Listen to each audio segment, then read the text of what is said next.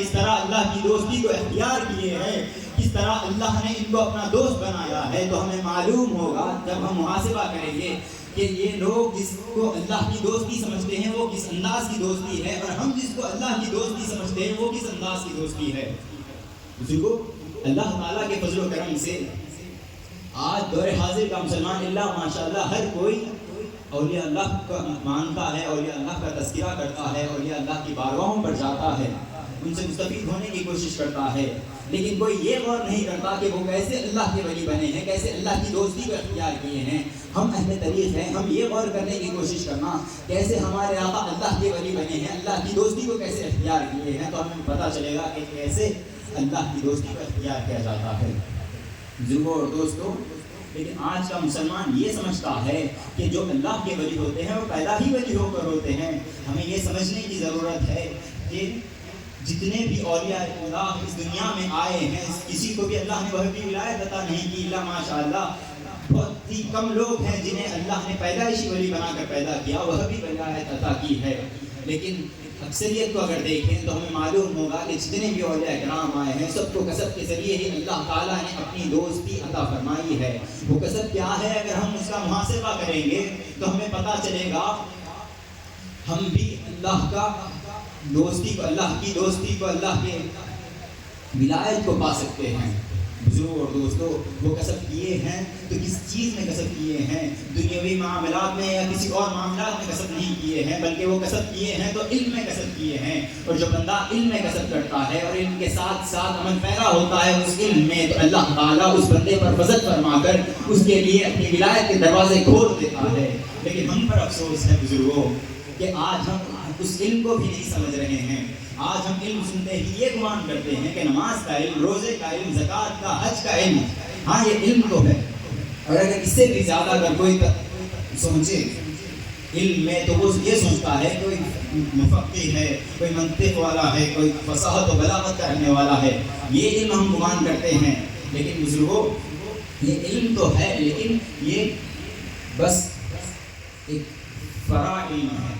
بزرگوں اور دوستوں، آج ہم اصل علم کو چھوڑ کر جو اہم علم ہے، جو ان تمام علوموں کی بقا کی وجہ ہے، اب ہم اس علم کو چھوڑ کر یہ فرع کے پیچھے جا رہے ہیں۔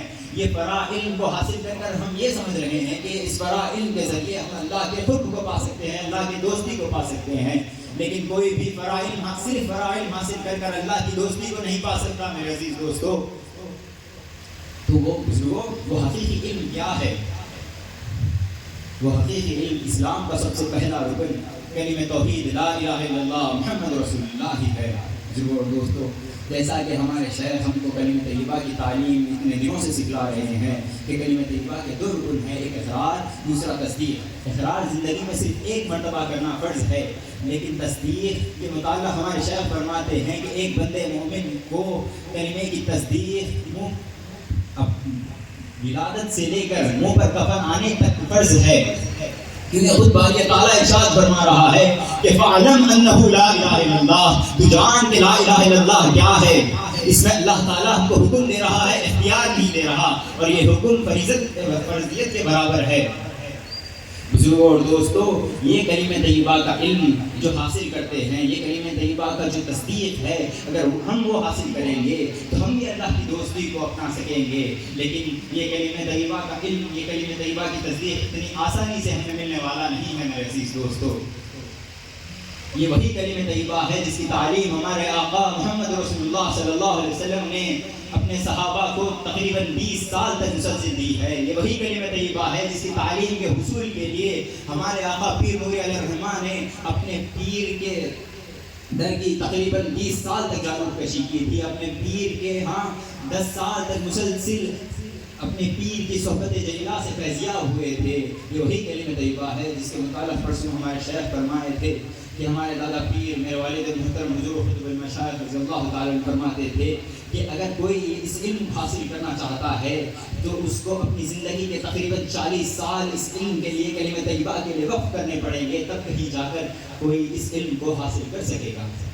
بزرگوں، لیکن اللہ نے ہم کو ایسے اللہ والوں سے جوڑا ہے جو کوزے کو سمندر میں بدل سکتے ہیں اور سمندر کو کوزے میں بھی بدل سکتے ہیں۔ بس ہمارا ضرور خراب ہے، جس کی بنا پر آج تک ہم کلمہ طیبہ کو نہیں سمجھے، کلمہ طیبہ کی تصدیق کیا ہے ہمیں نہیں معلوم میرے عزیز دوستو۔ اگر ہم ہمارے ضرب کو صحیح کر لیں گے، اگر ہمارے ضرب کی درستگی پر ہم کر لیں گے تو وہ 40 سال، 40 مہینے، 40 دن، 40 لمحوں ایک لمحے میں بدل جائیں گے۔ بس ہمارے پیر کی ایک نظر عنایت ہو جائے گی تو ہم کلمہ طیبہ بھی جان لیں گے، اس کی تصدیق بھی جان لیں گے۔ اللہ تعالیٰ ہم سبوں کو ہمارے ضرب کی اصلاح کرنے کا آخر میں اللہ تعالیٰ سے دعا کرتا ہوں کہ اللہ ہمیں کہنے، سننے، سمجھنے اور فرمان کرنے کی توفیق عطا فرما۔ ہم سبوں کو کلمہ طیبہ کا وہ عمل عطا فرما جس کی وجہ سے ہم گنہگاروں کی آخرت میں بخشش ہو جائے۔ ہم سبوں کو کلمہ طیبہ کو اس طرح کہنے کی توفیق عطا فرما جس کی وجہ سے جنت ہماری مستحق ہو جائے۔ اللہ ہمارے دادا پیر حضور مشاغل رحمۃ الرضوان کی قبر العلوم سے منور فرما، آپ کے رضا کو بلند فرما۔ میرے والد محترم حضور حضور مشاغل رضی اللہ تعالیٰ عنہ کی قبر العلوم سے منور فرما، آپ کے درجات کو بلند فرما۔ میرے پیر و مرشد حضور قبر المشائخ رضی اللہ تعالیٰ عنہ کی عمر میں برکت عنایت فرما، آپ کو صحت عاجلہ و مستمرہ تامہ عطا فرما۔ اے اللہ وہ علم ہم حاصل نہیں کر سکتے، ہمارے بس میں نہیں ہیں، اگر وہ علم حاصل کر سکتے ہیں تو وہ تیرے اللہ والوں کے ذریعے ہی حاصل کر سکتے ہیں۔ تو اے اللہ ہمارے جسموں سے روح نکال دے لیکن ہمیں ہمارے شیخ سے کبھی جدا مت کر۔ آخر میں اللہ